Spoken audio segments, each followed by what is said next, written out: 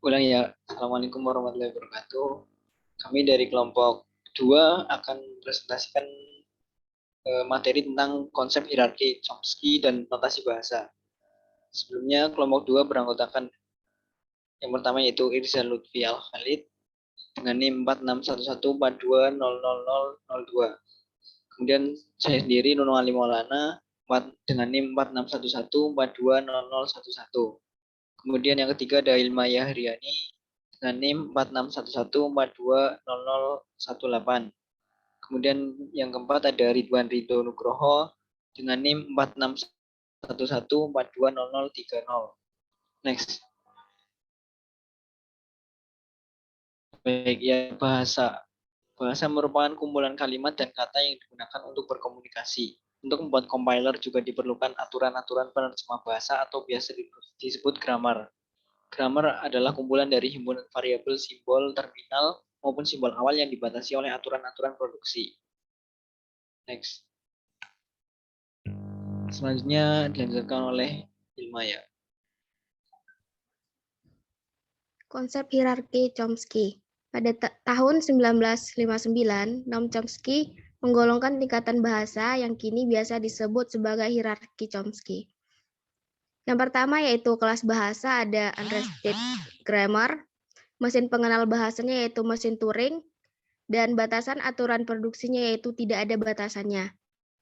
Yang kedua yaitu context sensitive grammar, atau yang disebut dengan tipe 1, mesin pengenal bahasanya yaitu Linear Bounded Automaton atau LBA, dan batasan aturan produksinya di sini yaitu nilai mutlak dari alfa kecil sama dengan nilai mutlak dari beta. Yang ketiga yaitu Context Free Grammar, mesin pengenal bahasanya yaitu Automata Pushdown dan PDA. Batasan aturan produksinya yaitu alfa berupa sebuah simbol variabel. Yang keempat yaitu regular grammar atau tipe 3. Mesin pengenal bahasanya yaitu automata hingga atau finite automata. Batasan aturan produksinya yaitu alfa adalah sebuah simbol variabel yang bila ada terletak di posisi paling kanan. Next. Selanjutnya akan dijelaskan oleh Ridwan. Oke, yang selanjutnya itu ada di sini ada sebuah lingkaran atau diagram yang isinya itu bahwa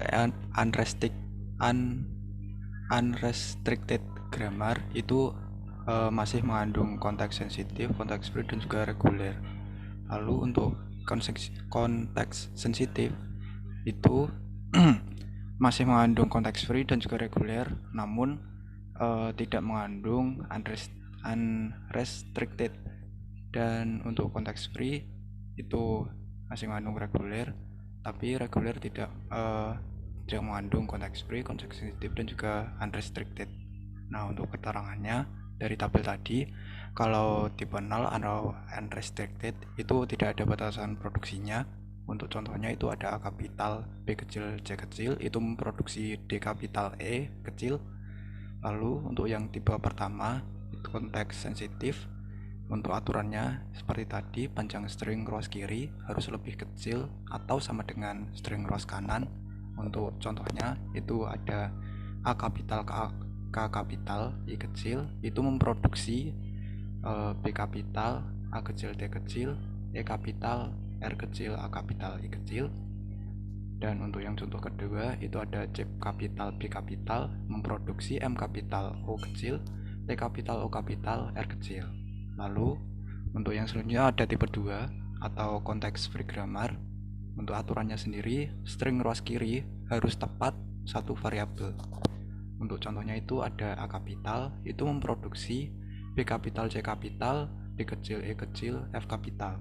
Dan untuk yang contoh kedua ada B kapital memproduksi S kapital, I kecil, A kecil, B kapital, A kapital. Dan untuk yang ketiga atau tipe ketiga yaitu regular grammar. Untuk aturannya sendiri yaitu rows kanan hanya memiliki maksimal satu simbol non terminal dan harus terletak di yang paling kanan. Untuk yang contoh pertama ada A kapital itu memproduksi E kecil, dan untuk yang contoh kedua itu ada B kapital memproduksi A kecil, C kecil, D kapital. Lalu slide selanjutnya yaitu ada finite state atau automata. Nah, finite state automata atau FSA ini itu adalah model matematika yang inputnya dan juga outputnya itu adalah berupa diskrit.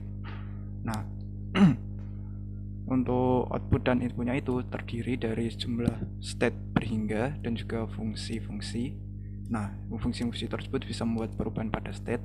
Nah, model matematika inilah yang itu biasa digunakan untuk melihat perilaku hardware dan juga software pada komputer.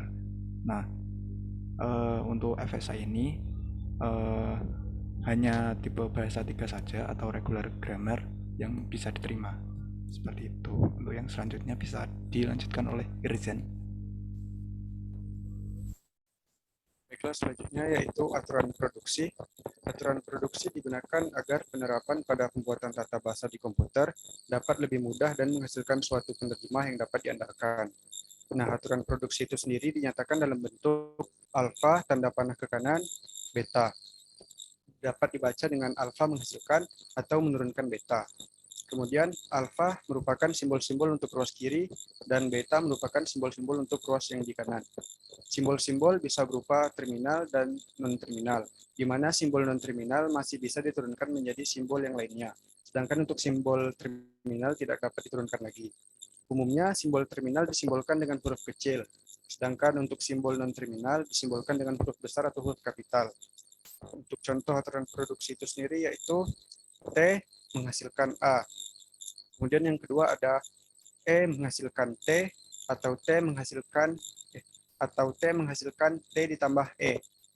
Next. Baiklah, hanya itu yang dapat kami sampaikan. Lebih dan kurang kami mohon maaf. Wabillahi taufiq wal hidayah. Wassalamualaikum warahmatullahi wabarakatuh.